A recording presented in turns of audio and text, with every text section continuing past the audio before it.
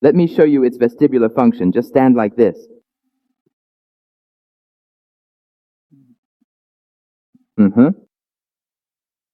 All right, close your eyes. This is the watch. Hey, don't move. You need to stay still for 30 seconds. And then, when you usually do the test, which foot do you put behind? Which foot is behind? Are you testing the vestibular function on which side? The vestibular function on both the left and right sides.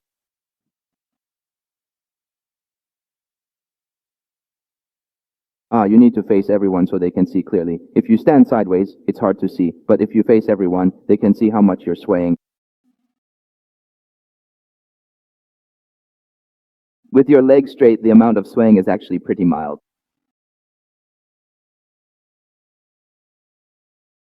All right, switch to the other foot.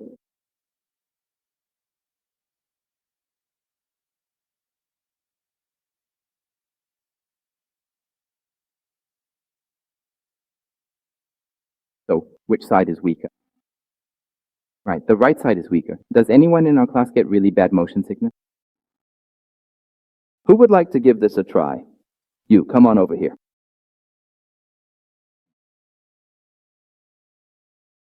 Usually, people who get car sick or seasick have poor vestibular function, so let's take a look.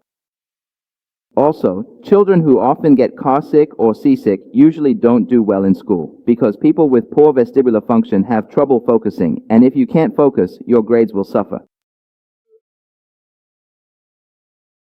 All right, give it a try. Stand like this, then close your eyes. Make sure your heel is directly in front of your toes, lined up straight. Now let's straighten our legs and close our eyes. Usually people who get car sick or seasick have issues with their vestibular system.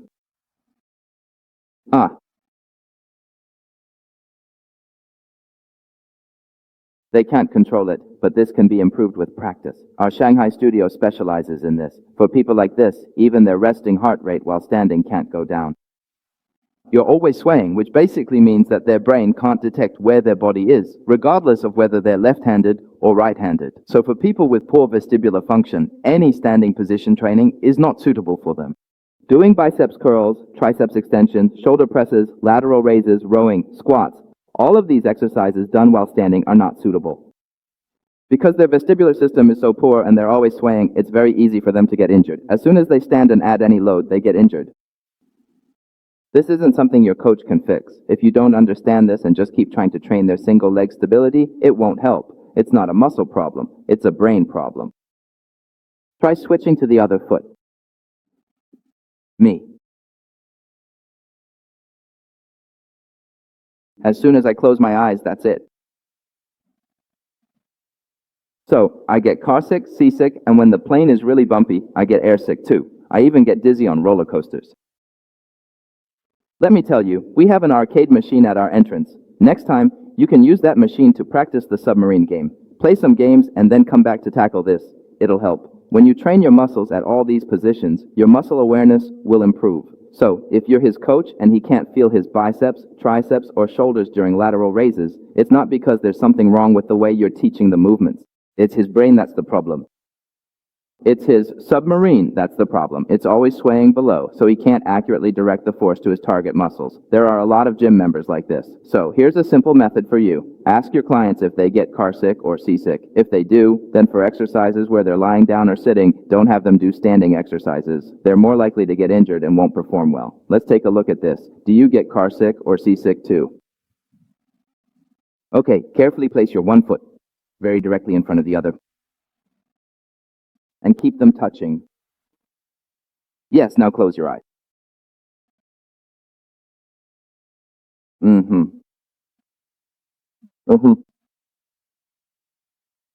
He can't balance on the other side either.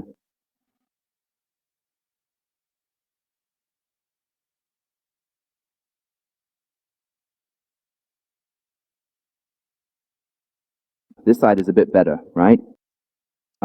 So there's a problem on both sides. When he does this kind of lunge movement, he can't control it well. So exercises like lunges, chest presses in a lunge position, and similar types of training won't go well, and even walking or running will be affected. because he can't balance on one foot. One side is stable, the other isn't. So members like this aren't suitable for cardio. When they're trying to lose fat, doing cardio on a treadmill isn't suitable for them. Running isn't suitable either. It's very easy to get injured because one side of his anterior chain is stable and the other isn't. The vestibular system and cerebellum are responsible for controlling balance and stability. Let me ask you, do your eyes ever feel dry?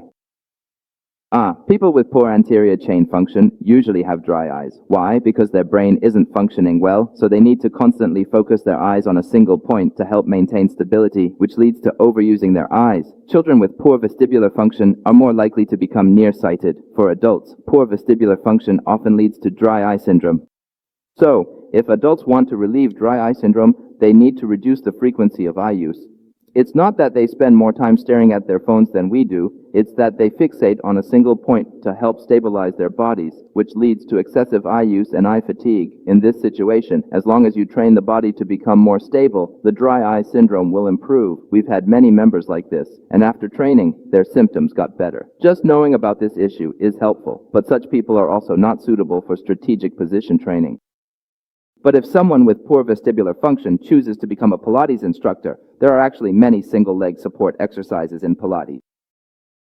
So during this week, you'll end up compensating for vestibular issues even more by using your eyes, joints, and muscles. In this situation, you're even more likely to lose the natural curve of your thoracic spine. Because when you're about to lose your balance, you have to tense up, you have to tighten your core, lean back, and keep your eyes fixed. So for members like this, if you really want to solve their problems, you need to consider their situation as a whole. Then, have them do more exercises, like walking on a single support or walking on a balance beam. Have them do more of that kind of training, which is for training the vestibular system.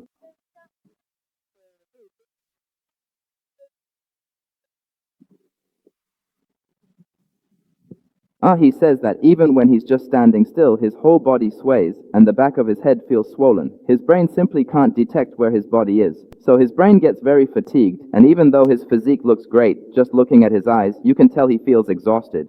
In fact, his brain is constantly thinking about how to keep his body stable. And you can also play those games after class. We have games specifically designed to train the vestibular system. When you play those games, you'll find that you don't feel dizzy anymore. We've solved motion sickness for many kids this way. So, besides training your muscles and pushing out your core strength, you also need to train your brain well. It might seem pretty serious at first glance. His submarine is much better than both of yours. This submarine is the worst, but he says it's hereditary. The whole family gets motion sickness. But your daughter doesn't get motion sickness.